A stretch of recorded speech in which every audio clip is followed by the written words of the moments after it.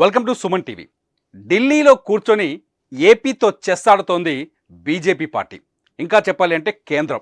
ఎందుకంటే ఏపీలో ఏ రాజకీయ పార్టీ గెలిచినా, ఏపీలో ఎవరు అధికారంలోకి వచ్చినా వాళ్ళు ఖచ్చితంగా కేంద్రంలో బీజేపీతో సత్సంబంధాలు కలిగి ఉండాల్సిందే.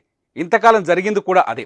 2019లో వైసీపీ అధికారంలోకి వచ్చినా బీజేపీతో ముఖ్యమంత్రి జగన్మోహన్ రెడ్డి మంచి సంబంధాలను కొనసాగించారు. ఎన్డీఏ కూటమిలో చేరకుండా ఎన్డీఏకి మద్దతిస్తూ అనేక అంశాల్లో ఎన్డీఏకి మద్దతిస్తూ వచ్చారు. 2014లో చంద్రబాబు నాయుడు, ఎవరైతే టీడీపీ అధినేత ఉన్నారో చంద్రబాబు నాయుడు ఎన్డీఏ కూటమిలో చేరారు.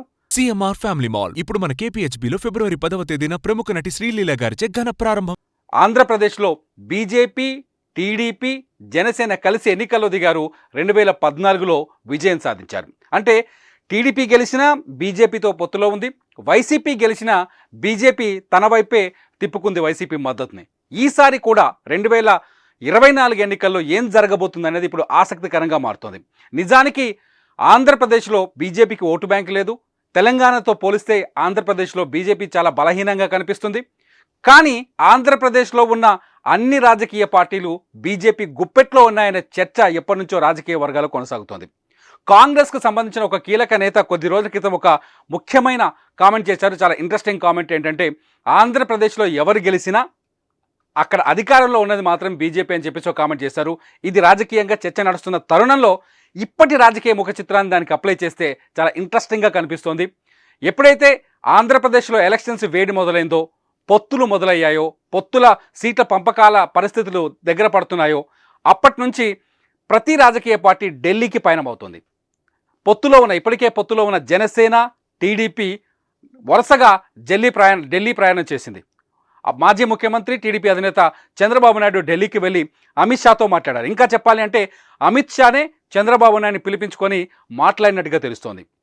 ఇటు పవన్ కళ్యాణ్ కూడా ఢిల్లీకి వెళ్ళారు. ఢిల్లీలో కీలక నేతలందరితో, బీజేపీ నాయకులందరితో భేటీ అవుతున్నారు. ఢిల్లీలో కీలక రాజకీయ మంతనా నిర్వహించారు. ఇదంతా చూస్తుంటే ఏపీ ప్రజలంతా ఒక నిర్ణయానికి వచ్చారు. ఏపీలో ఉన్న ఓటర్స్ కావచ్చు, లేకపోతే రాజకీయ విశ్లేషకులు కావచ్చు, ఏపీలో త్వరలో జరగబోయే అసెంబ్లీ ఎన్నికల్లో బీజేపీ, జనసేన, టీడీపీ ఒక్క జట్టుగా మారి పొత్తులోకి వచ్చి ఎన్నికల బరిలోకి దిగొచ్చు అని చెప్పేసి ఒక చర్చ జరుగుతుంది. అయితే ఇక్కడ తెలుగుదేశం పార్టీ ఎన్డీఏలో చేరడానికి అంగీకారం తెలుపుతుందా లేదా అనేది అతిపెద్ద ప్రశ్నగా మారుతుంది. ఎందుకంటే గతంలో ఎన్డీఏ నుంచి బయటకు వచ్చింది తెలుగుదేశం పార్టీ. కాకపోతే టీడీపీకి ఢిల్లీ అవసరం ఎంతుందో తెలియదు, చాలా తక్కువ ఉంటుంది. బీజేపీకి మాత్రం ఆంధ్రప్రదేశ్ అవసరం చాలా ఎక్కువగా ఉంది. ఎందుకంటే దక్షిణ భారతదేశంలో బీజేపీకి ఎక్కడ సరైన పట్టు లేదు. ముఖ్యంగా ఒక ఆంధ్రప్రదేశ్లో వాళ్ళకి అనుకూల రాజకీయ పార్టీలు ఉన్నాయి తప్ప ఎక్కడ ఎంపీ సీట్లు లేవు, పార్లమెంట్లో వాళ్ళకి సీట్లు లేవు. ఇప్పటికే కర్ణాటక నుంచి మనం చూస్తున్నాం, కర్ణాటక సంబంధించిన కాంగ్రెస్ ఎంపీలు కేంద్రం పైన దుమ్మెత్తిపోస్తున్నారు. ప్రత్యేక దక్షిణ భారతదేశం కోసం పోరాటం చేయాల్సి వస్తుందేమని చెప్పేసి కొన్ని సెన్సేషనల్ స్టేట్మెంట్స్ కూడా ఇచ్చారు. ఈ తరుణంలో దక్షిణ భారతదేశంలో తమ పట్టును నిలుపుకోవాలని చెప్పేసి బీజేపీ ఆలోచిస్తున్నట్టుగా తెలుస్తుంది. రాజకీయంగా జరుగుతున్న చర్చ కూడా అది. అటువంటి పట్టు నిలుపుకోవాలంటే ముఖ్యంగా కాస్త రాజకీయంగా లేకపోతే ఆర్థికంగా బలహీనంగా కనిపిస్తున్న ఆంధ్రప్రదేశ్లో అడుగు పెట్టాలి అని ఆలోచిస్తుంది. ఈ నేపథ్యంలోనే జనసేన, టీడీపీ కూటమిని తమ వైపు తిప్పుకునే ప్రయత్నం చేసినట్టుగా తెలుస్తోంది. అమిత్ షా ఢిల్లీలో ఉండి టీడీపీని వచ్చే ఎన్నికల్లో పొత్తుకు వస్తాము, మీతో కలిసి పొత్తులో భాగంగా ఎన్నికల్లోకి వెళ్దామని చెప్పేసి చంద్రబాబు నాయుడు ముందు ప్రపోజల్ పెట్టినట్టుగా తెలుస్తుంది. దీనికి కొన్ని పార్లమెంటు సీట్లని అడిగినట్టుగా తెలుస్తుంది. అసెంబ్లీ సీట్ల కంటే ఎక్కువగా ఇప్పుడు బీజేపీ పార్లమెంటు సీట్లపైన ఆధారపడింది.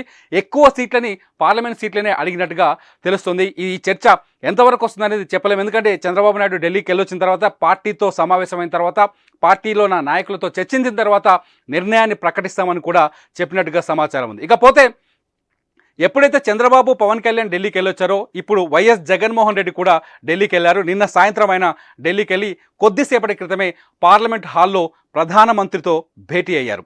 ఇక్కడ ఒక పోటాపోటీ కొనసాగుతుంది. ఒకవేళ బీజేపీ, టీడీపీ, జనసేన కూటమి వైపు మళ్ళితే తాము నష్టపోతామేమో అనే ఒక ఆలోచన జగన్మోహన్ రెడ్డిలో ఉన్నట్టుగా తెలుస్తుంది. ఎందుకంటే మొదటి నుంచి వైఎస్ జగన్మోహన్ రెడ్డి ఎన్డీఏలో చేరకపోయినా ఎన్డీఏకు అనుకూలంగా పనిచేస్తున్నారు.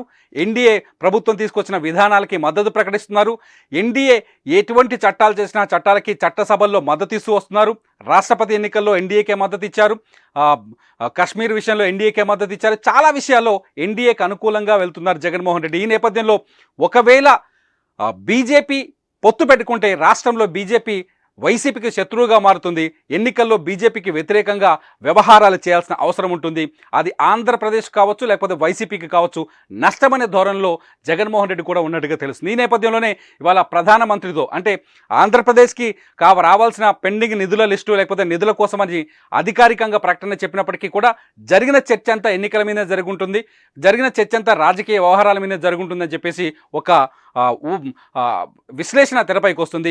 ఖచ్చితంగా ఆంధ్రప్రదేశ్ ఎన్నికలని ప్రభావితం చేసే చర్చనే ఇవాళ ప్రధానమంత్రి మోదీకి జగన్మోహన్ రెడ్డికి మధ్య జరిగి ఉంటుందనేది ఒక రాజకీయ విశ్లేషణ తెరపైకి వస్తుంది. ఈ నేపథ్యంలో ఢిల్లీలో ఉన్న బీజేపీ, ఢిల్లీలో అధికారంలో ఉన్న ఎన్డీఏ కూటమి లేకపోతే మోదీ అమిత్ షా ద్వయం ఎటువంటి నిర్ణయం తీసుకుంటారు ఆంధ్రప్రదేశ్ పట్ల అన్నది ఇప్పుడు ఆసక్తికరంగా మారుతుంది. ఎందుకంటే ఒకవేళ టీడీపీ జనసేనతో కలిసి వెళ్తే వాళ్ళకు వచ్చే లాభం ఎంత, లేకపోతే జగన్మోహన్ రెడ్డికి ఇప్పటి వరకు జగన్మోహన్ రెడ్డితో ఎలా ఉన్నామో అలాగే ఉండటం వల్ల జగన్మోహన్ రెడ్డి ఎక్కువ సీట్లు సాధించగలిగితే వాళ్ళకు వచ్చే లాభం ఏంట అనే బేరీజు వేసుకుంటూ ఒక గోడ మీద కూర్చొని ఢిల్లీ ఎవరిని ఎటు ఆడించాలా, ఏ పావును ఎటు కదపాలని ఆలోచన చేస్తున్నట్టుగా తెలుస్తుంది. ఈ ఆలోచనలో భాగంగానే వ్యవహారం అంతా ఆంధ్రప్రదేశ్లో ఉన్నవి 2 ప్రాంతీయ పార్టీలే 3 ప్రాంతీయ పార్టీలు అయినప్పటికీ ఈ 3 ప్రాంతీయ పార్టీల జుట్లు పట్టుకొని ఢిల్లీలో గోడ మీద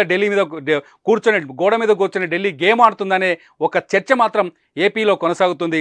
మొత్తానికి బీజేపీ ఎటువైపు ఎవరి వైపైన చర్చ నడుస్తుంది.